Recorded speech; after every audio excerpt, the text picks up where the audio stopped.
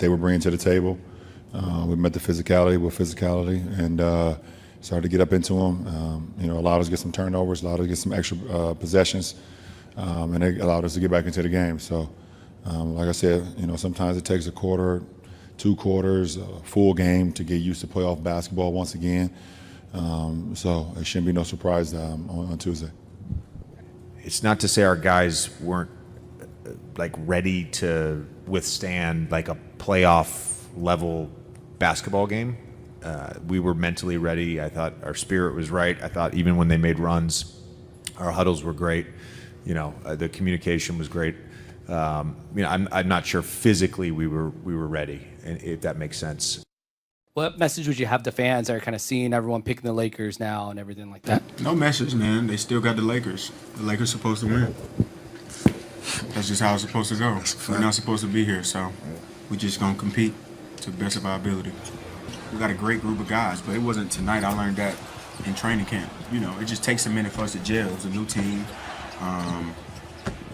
So, yeah, it just took a minute for us to figure each other out, and I feel like now we're rolling. I think the fourth quarter we played the way we play.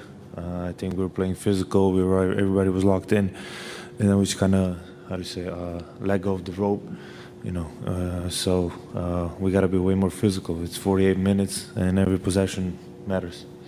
And just how important was Saturday's win for Minnesota? Well, for LeBron in his postseason career, his teams have a series record of 29-2 when winning Game 1, including 20 straight series wins. Now, on the other hand, teams that take Game 1 against LeBron have won the series nearly half the time, including 3 straight series wins. And in order for them to get back in this series, because the home team has lost home court in the first game, and normally that's not what you want to see, but they still got a ways to go. This is an absolute must on Monday night, Joe. They've got to get this game. But LeBron, AR, and they got to get some help from the bench. But watching this game, tell me, what did you see? What did you like about what you saw from Minnesota, and what didn't you like about what you saw from the Lakers? I smell trouble for the Lakers, man. We've seen the Minnesota Timberwolves be in this position, knocking off teams, whether it was Phoenix, whether it was Denver. So, and man, he known to go in somebody else's building, steal some wins, play very effective basketball. Even though he didn't shoot well, I thought he put so much pressure on the rim and created so many other opportunities for other guys. But man, if you got Nas Reed and McDaniel's gonna shoot like that from 3, you in trouble. You're gonna be in trouble. It's gonna be hard for you to win that game. So, those guys were very efficient tonight, and they just outplayed the Lakers. The Lakers look lethargic. They just didn't. Outside of Luka having that great first run, outside of that, they looked like they were stuck in mud a little bit to me. Yeah, they didn't match. They need to understand this is the playoffs. This ain't no regular season. Yeah, it's different. And they didn't come out. They came out really good in the first quarter, but that second quarter, and we know the Lakers, after watching them all year, Joe, they're gonna have a quarter where they take it completely off. Yeah. Now, it's normally the third or the fourth quarter. It's not normally the first half. Yeah. It's normally they come out at the half or or the fourth quarter. But we saw this turn of events in the second quarter where they ended up giving up 38 points. After giving up 21 in the first quarter, they gave up 38, and then they gave up another 35 in the third quarter. So they gave up, 73 points in 2 quarters. Ocho, watching this game, what's your takeaway? Listen, first off, the Lakers didn't come out and match the Wolves' intensity, huh? The intensity. Nope. Listen, on both sides of the court, there was no intensity. They didn't play defense very well. Nobody played well on the Lakers offensively outside of Luka. So if LeBron is off, then if LeBron is off and Luka's on, somebody else has to come. It got to be AR. It got to be Rui.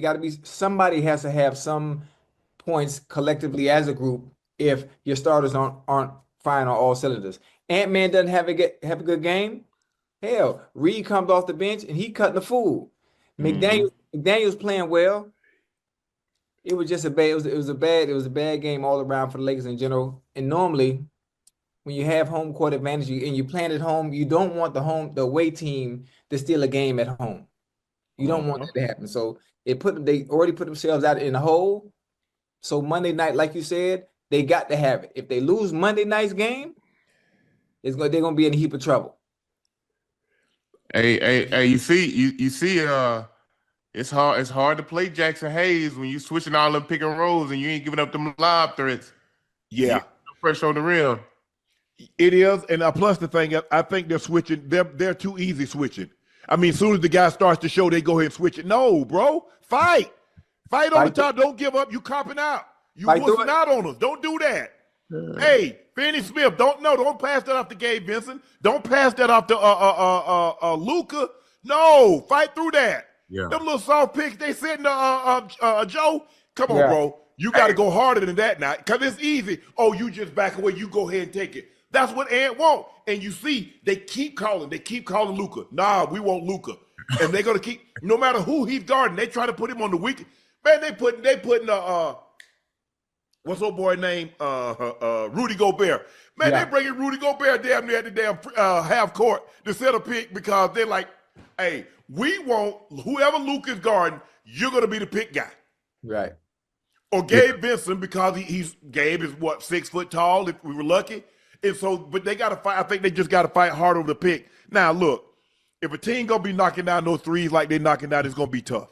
Yeah. It's going to be tough. It's not like the Lakers shot particularly bad from the three, but when you let a team shoot 20, make 21 of them, and they shoot 50%, they shoot 50% from the floor, well, you got your work cut out. They couldn't get no stops. Couldn't get no stops.